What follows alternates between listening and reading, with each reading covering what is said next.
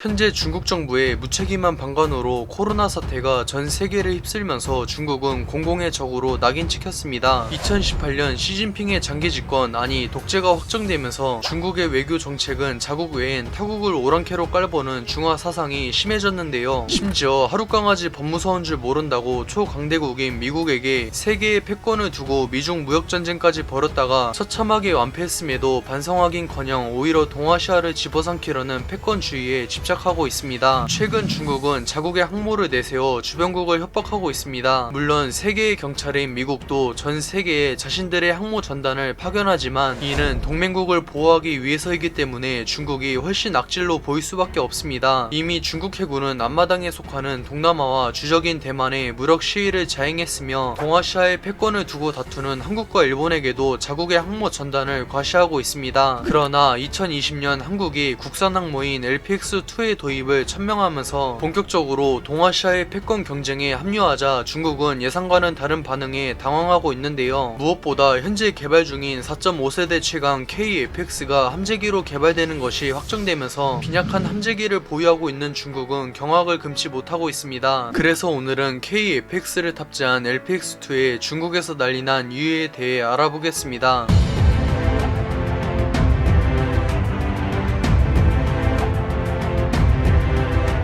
KF-X는 한국이 독자적으로 개발하는 차세대 전투기이며 예산으로 무려 8조 원을 투입해 120대를 도입하는 대한민국 건국 이래 최대의 국방사업입니다. KF-X는 한국형 전투기를 두려워한 주변국의 견제에도 불구하고 세계 전투기 역사에서도 유례를 찾을 수 없을 만큼 순조롭게 개발되어 4월에 시험 비행이 예정되어 있습니다. 이런 KF-X에 만족한 국방부는 함재기형의 개발 계획을 추진하고 있으며 당사자인 해군과 공군도 적극 찬성하고 있는데요.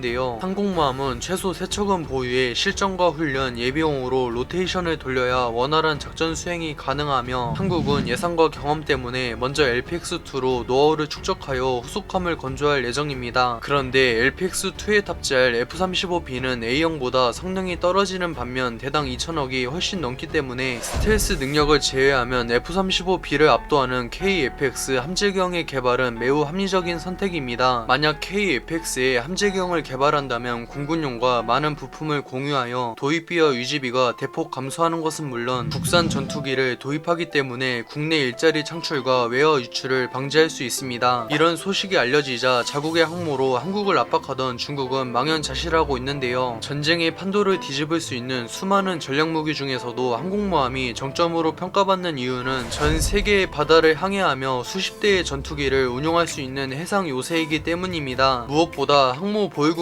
간의 전쟁에선 누가 더 고성능의 함재기를 보유하는가에 따라 해상전 전쟁의 승패가 결정된다고 해도 과언이 아닙니다. 우크라이나에서 수십 년 전에 건조한 구형 항모와 구식 함재기가 전부인 중국 해군은 영국과 프랑스의 협력을 받아 건조한 신형 항모와 F-35에 필적하는 KF-X를 탑재하는 한국에게 압도적으로 열세입니다. 또한 2030년대쯤엔 블록3의 개량이 완료되어 스텔스기의 필수 요소인 내부 무장창을 탑재하기 때문에 KF-X 함재기형도 블록3를 기준으로 5세대 전투기로 탄생할 가능성이 매우 높습니다. 특히 KF-X는 현재 F-35만 적용된 모델 역변환이라는 설계를 적용해 현존 전투기 중에서도 특출난 기동성을 자랑하는데 이는 근접전이 자주 발생하는 함재기들의 공대공 전투에서 확실한 우위를 점할 수 있습니다. 반면 중국의 함재기 J-25는 성능에서 지나칠 정도로 평범한 4세대 전투기에 불과하며 수호의 27을 불법 복제한 짝퉁이기 때문에 KF-X와 비교하면 초라하기 짝이 없는데요. 애초에 J-25는 항모에서의 이륙 훈련 도중 바다에 추락하는 사고가 수없이 발생하여 동맹국이며 원본 개발국인 러시아의 언론조차 비웃을 정도로 매우 형편없습니다. 물론 중국 해군은 장기적으로 총 6척의 항모를 보유할 계획이지만 한국은 많아도 3척이 최대이기 때문에 물량에서 열세인 것은 확실합니다. 그러나 KF-X는 중국의 물량 공세를 압도적인 성능 격차로 극복하기 위해 있는데 F-35에 필적하는 전자장비와 무장을 탑재했기 때문에 중국 해군에게 매우 위협적인데요. 이미 걸프전과 같은 현대 전쟁에선 물량보다 성능이 훨씬 중요한 것이 입증됐기 때문에 J-25가 아무리 많아봤자 KF-X에겐 추풍 낙엽처럼 쓸려나갈 뿐이며 중국 항모 전단에게 공포 그 자체로 군림할 수 있습니다. 그렇다고 중국은 자국의 스텔스기인 J-20을 함재기로 개발하는 것도 불가능에 가깝습니다. 당장 J-20은 성능에서 5세대 최약체임에도 대당 1000억을 훨씬 넘기 때문에 미중 무역전쟁과 코로나 사태로 경제가 침체기에 빠진 중국에게 매우 부담스럽습니다. 거기다 레이더와 엔진 같은 핵심 부품을 러시아한테 수입하고 있는 상황에서 J-20을 함재기로 개발할 경우 코로나 사태로 사이가 파탄난 러시아가 협력을 거부할 가능성이 매우 높습니다. 거기다 중국은 KF-X의 함재기형이 개발되면서 전투기 시장을 한국에게 내줄 수밖에 없습니다. 최근 중국은 타국에 수출할 목적으로 야심차게 스텔스 함재기인 FC-31을 개발했지만 J-20보다도 성능이 한참 뒤처지기 때문에 대당 1000억인 것을 제외하면 딱히 내세울 게 없는데요. 그런데 KF-X는 F-35에 필적하는 막강한 성능을 보유했음에도 가격은 600억에 불과한 엄청난 가성비를 자랑하기 때문에 FC-31에 압도당할 수밖에 없습니다. 당장 무기 시장의 VIP인 중동에서도 아랍에미리트를 필두로 많은 국가들이 기술 이전과 후속 지원이 보장된 한국의 KF-X에 많은 관심을 두고 있습니다. 무엇보다 자신들이 억압했던 동남아의 싱가포르와 인도네시아도 항모를 보유하기로 결정했는데 최근 KF-X의 함재기형 도입을 위해 한국에 접근하자 중국은 공황 상태에 빠졌는데요. 국제 외교에서 타국의 무기를 도입하는 것은 양국이 원활한 관계를 유지해야 가능하며 현대 무기의 정점인 전투기를 도입한다는 것은 곧 두 나라의 굳건한 군사 동맹을 의미합니다. 즉 중국과 사이가 안 좋은 동남아 국가들이 중국의 대항마인 한국의 KF-X를 도입한다는 것은 중국의 동아시아 패권 장악을 용납하지 않겠다는 것이나 다름없는데요. 또한 세계 6위의 군사 강국인 대한민국이 주도하는 대중국 포위망 전선에 동참한다는 것을 의미합니다. 2000년이 넘는 한민족 역사에서 한반도는 질릴 정도로 중국의 침공을 받았지만 현재 대한민국은 중국과 동아시아의 패권을 두고 다툴 정도로 한민족 역사상 최강의 국가로 성장했습니다. 언젠가 KF-X가 한반도의 푸른 영공을 힘차게 날아다니길 간절히 바라겠습니다. 시청해주셔서 감사합니다. 즐거운 저녁 보내세요.